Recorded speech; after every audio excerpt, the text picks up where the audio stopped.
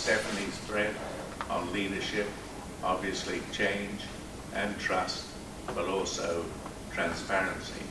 And I'm picking up on the thread of tell a story, and this is a true story over about 14 years of a small British company and my own growth in the investment world, working for the UK's largest investment company at the time. I'm gifted with running an area, and I'm gifted with what was described as an absolute eagle within our portfolio. So I happily go to visit and find that I have a dog.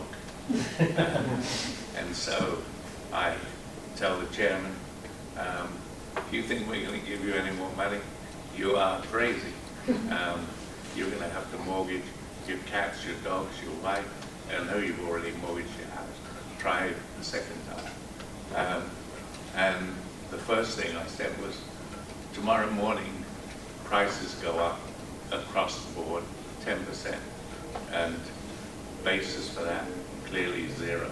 Just, we've got to dig our way out of the hole somehow. And having done that, more money was required. I said, I think you need to move upstairs to the chairman. We'll bring in a new CEO. And we started the usual search, and we ended up with one character who I have to say, wow, I wouldn't have chosen this guy. But he's the best.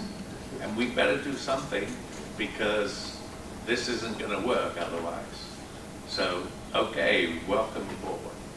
And not long afterwards, we went to one of our competitors and said, we're delivering superconducting magnets around the world and pretty much lose money. You doing the same.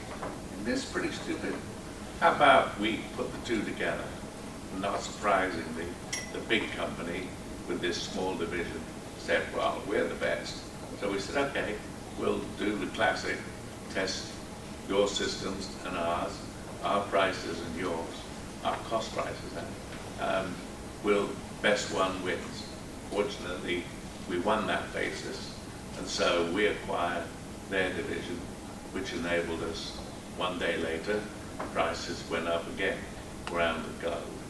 So that was a great move, but we needed to diversify. So Barry comes wandering in with a little 24-hour recorder, says, here's going to be our new product. I'm thinking, superconducting magnets, new, how are we going to go to market? What the devil are we doing? Don't Hewlett-Packard have one of these things? How about Honeywell? I mean, this is going to be a 6-month wonder. And that became the world leader in what we know as Holter monitoring. We then diversified into, those of you in chemistry lessons, nuclear magnetic resonance, testing systems, using our magnets. And we wanted to acquire more relevant technology. We bought a little company in that space. And amongst other things, we ended up with a caravan company. And so you can imagine, people said, what on earth are you proposing now? We're buying this scruffy little business, and it's got caravans? We're a scientific instrument business. We said, don't worry. If we put 2 and 2 together, we're going to make 5.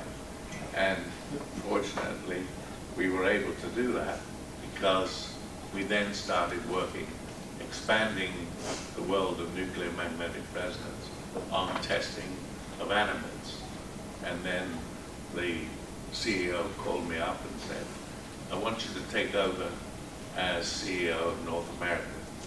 By the way, don't interfere with the subsidiaries. They're all doing very well. What I want you to do is run around and find, is the world ready for this application for human beings? So let me know how you get on. So I wandered to all the obvious places, GE Healthcare, Johnson & Johnson, Toshiba, etc.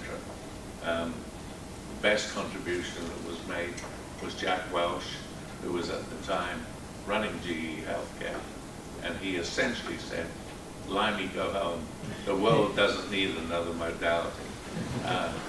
But on the way out, he said, "Get rid of that word nuclear." And later, Johnson & Johnson said, "This is fantastic. Here's our deal.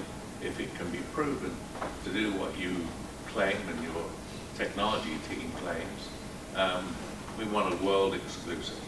So pretty fat and happy, I go back to the board, present my partnership with J&J.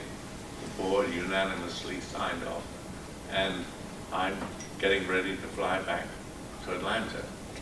And the CEO takes me aside and said, "I didn't want to say to the board in front of everyone, but I know you can do better. I trust you. Get on the plane, try harder."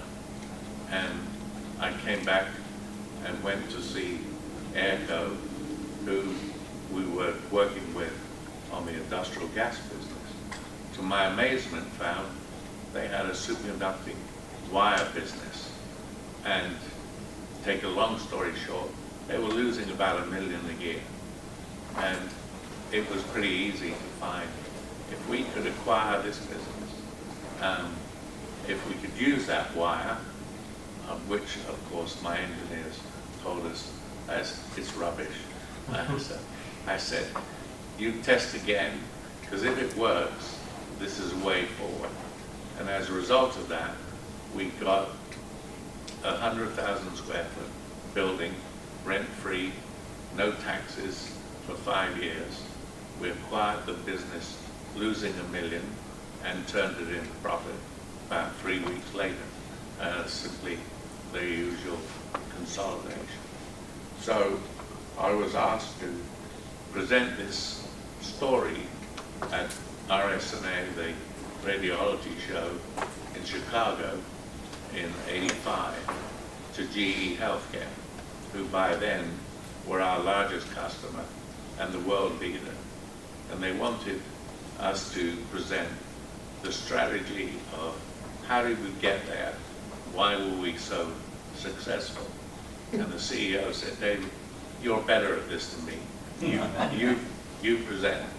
So I told the story I just told you. And at the end, the chief strategy officer sat there shaking his head. "This is amazing.